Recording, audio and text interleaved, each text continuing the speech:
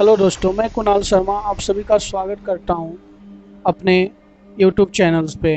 आज मैं कुछ ऐसी टॉपिक्स लेकर नहीं आया हूं। मन बहुत व्यथित है। जी हाँ, कुछ ऐसे कार्य हमारे आसपास हो जाते हैं जिसे देखकर इंसान सोचने पे मजबूर हो जाता है। कहा जाता है कि मानव ईश्वर की सबसे उत्तम रचना में से एक है, पर आज ही बात मिथक सी लगती है, झूठ सी लगती है। पता नहीं क्यों लगता है कि मानव कहाँ से कहाँ आ गया, किस लिए मानव जाति का निर्माण हुआ और वह क्या बन गया है।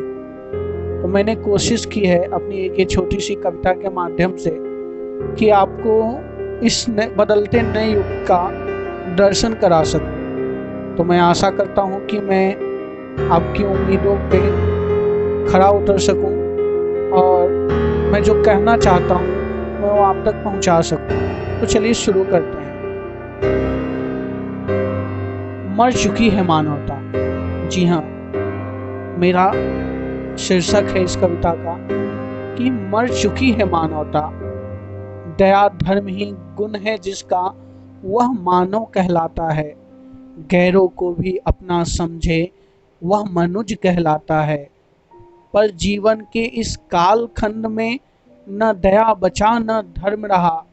जी हाँ, अब मनुष्य में न जो दया है न धर्म है, सब कुछ खो चुका है। मानव का निर्माण ही हुआ था दया का सागर कहा जाता था मानवों को, इंसानों को।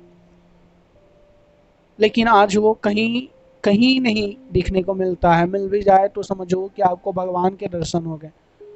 सब कुछ जैसे बदल सा गया है। और मेरा मानना है कि ये कहीं ना कहीं इसका कारण सत्ता की गलियारों से होकर आता है।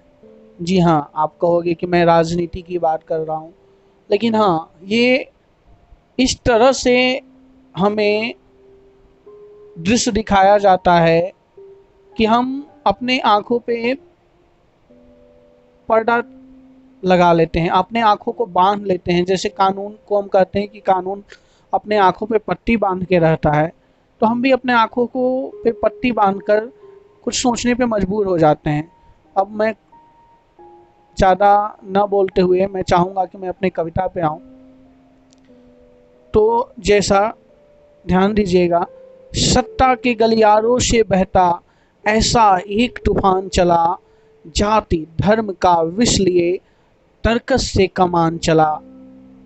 मरमिटी मानवता, मरमिटी मानवता, न दया बचा न धर्म रहा। मरमिटी मानवता, न दया बचा न धर्म रहा।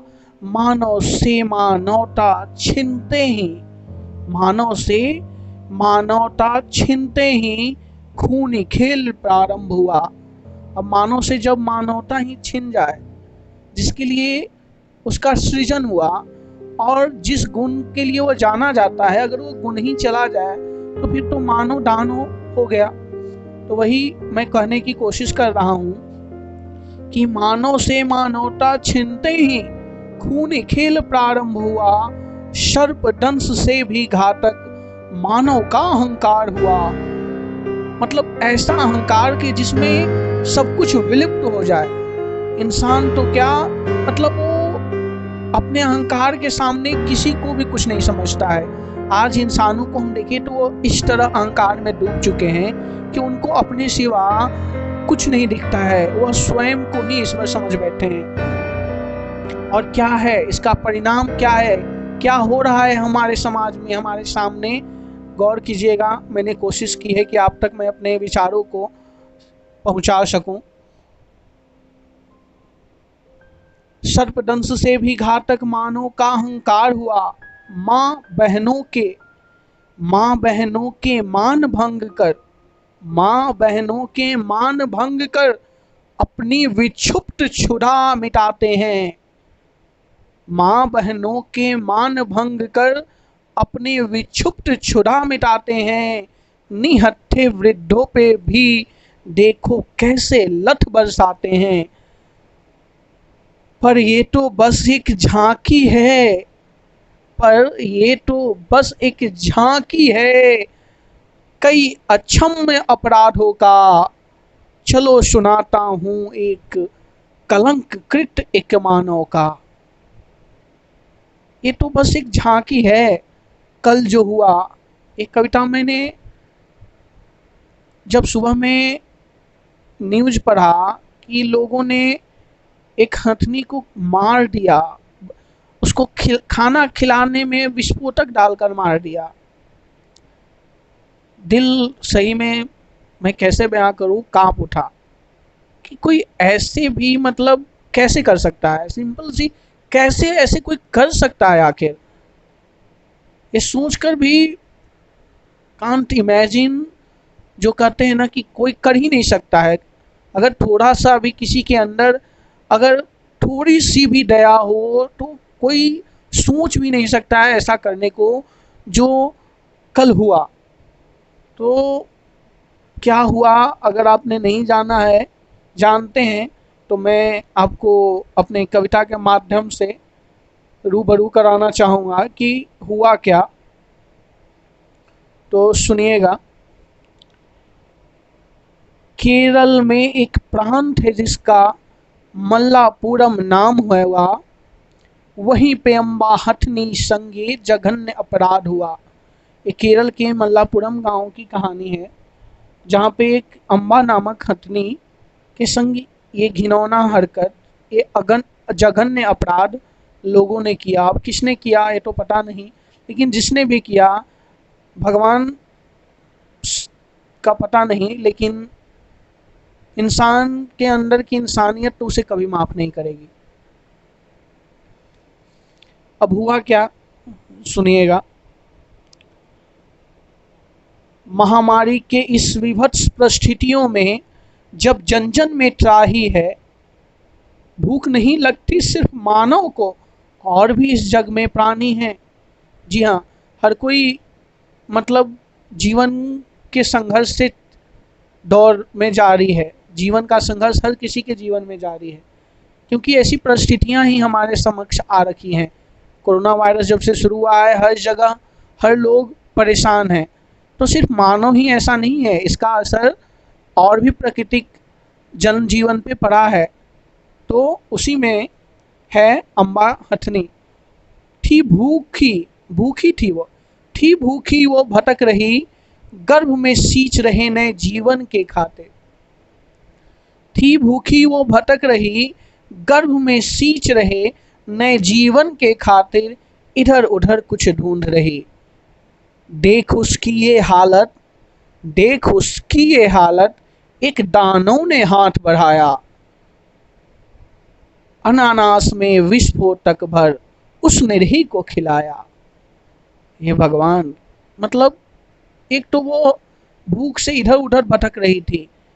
तो कहते हैं ना कि जो प्रीडेटर्स, जो खूंखार जानवर होते हैं, वो इसी तलाश में बैठे रहते हैं कि कौन तालाब पे पानी पीने आए और उस जानवर को मार के अपना शिकार करे।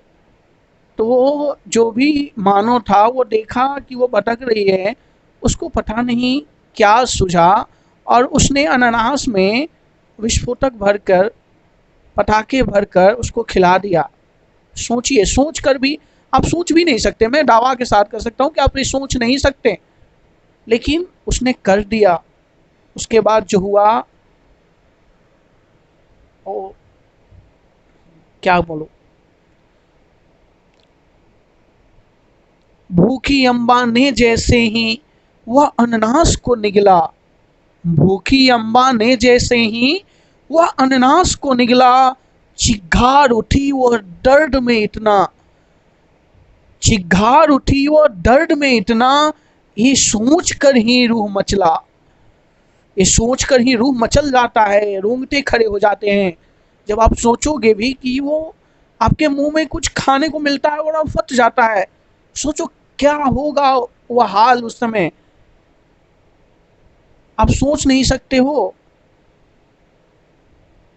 पर फिर भी उस निरही ने कुछ भी आतंक न किया ना, फिर भी उस निरही ने कुछ भी आतंक किया ना, सोचिए, वो गुस्से में थी, दर्द में थी, फिर भी उसने कुछ नहीं किया।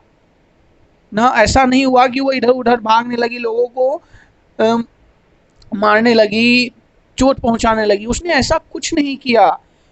पर फिर भी उस निरही ने कुछ भी आतंक किया न, खड़ी रही वह जा नदी में अपने दर्द को साथ लिए। खड़ी रही वह जा नदी में अपने दर्द को साथ लिए। दर्द में जाकर नदी में खड़ी हो गई। अब हमें भी मालूम है कि जब जलन होता है तो हम नदी की ओर भागते हैं, और वो भी अपने दर्द को शांत करने के लिए नदी में जाकर खड़ी हो गई। लेकिन दर्द कहाँ, इतना सा दर्द था कि उसके सारे जबड़े फट गए थे, अंदर का दांत तक टूट गया था। अब क्या बोलूं, वैसी विभत्स स्थिति भगवान न करे किसी के जीवन में आए।